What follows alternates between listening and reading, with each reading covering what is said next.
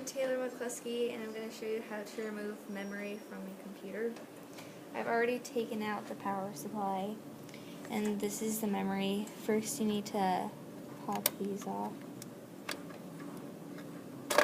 and it pops right out. This is a 1 gigabyte 184 pin DIMM. It can go for dual channels, and it's a 1 gigabyte DDR because it's on both sides, so it's dual. And then to put it back in, you have to make sure that you hear it pop, and then close it. Hold on.